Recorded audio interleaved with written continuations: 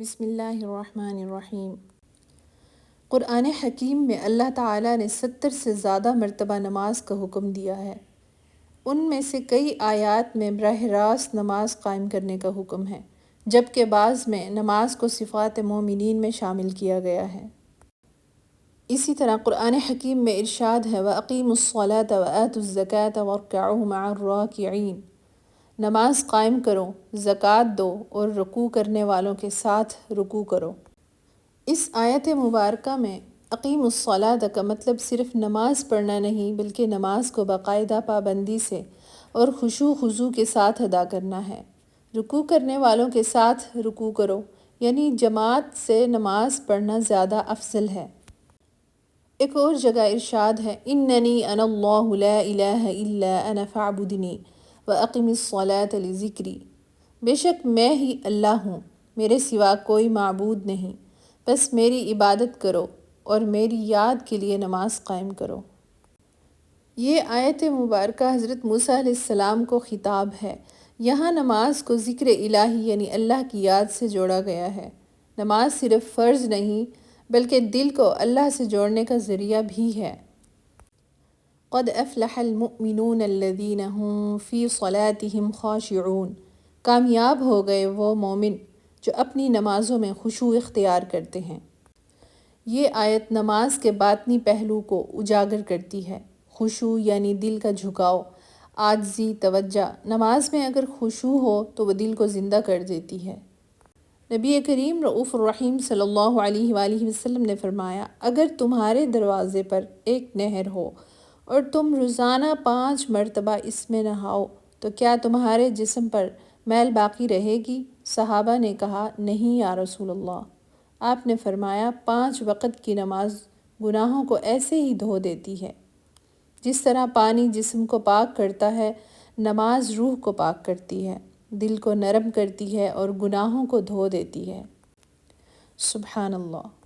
ان الصلاۃ تنہی عن الفحشاء والمنکر، یقیناً نماز بے حیائی اور برے کاموں سے روکتی ہے۔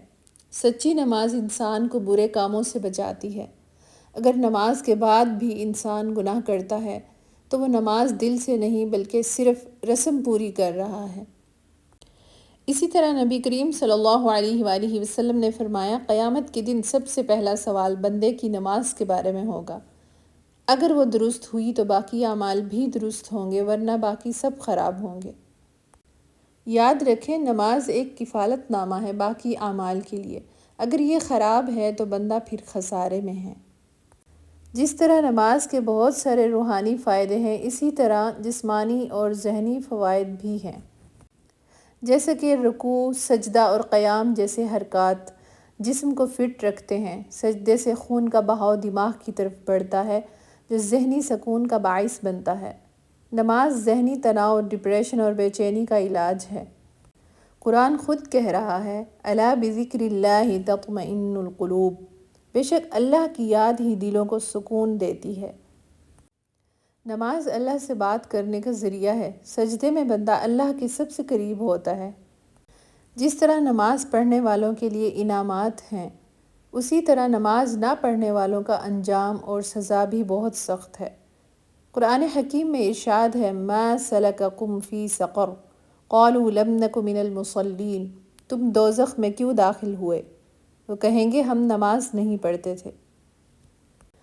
جی ہاں، دوزخی خود اعتراف کریں گے کہ ان کی بربادی کی پہلی وجہ نماز نہ پڑھنا تھی۔ نبی کریم صلی اللہ علیہ وآلہ وسلم نے فرمایا ہمارے اور ان کافروں کے درمیان فرق نماز ہے، جس نے نماز چھوڑ دی وہ کافر کے قریب ہو گیا۔ استغفر اللہ۔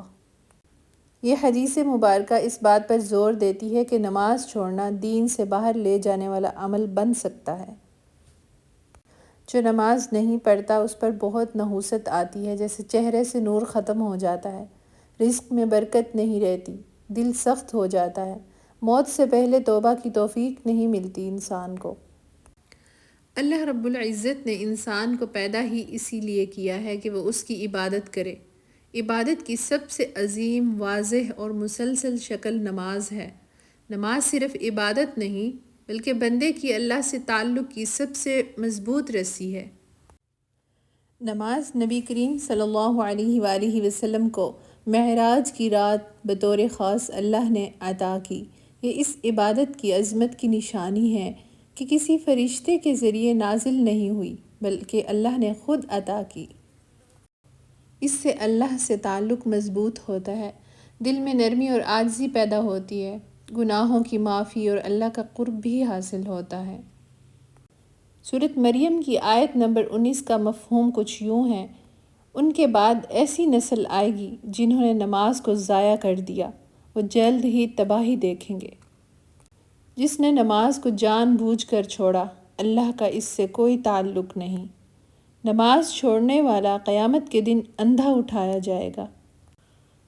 حدیث شریف میں آتا ہے کہ نماز چھوڑنے والے پر قبر میں سانپ مقرر کیا جائے گا جو قیامت تک کاٹے گا اس کو۔ اگر آپ دنیا و آخرت کی کامیابی چاہتے ہیں تو نماز کی پابندی کیجیے، بچوں کو شروع سے نماز کا عادی بنائیں۔ اللہ سبحانہ و تعالی ہمیں استقامت سے نماز پڑھنے کی توفیق عطا فرمائے۔ جزاکم اللہ خیر۔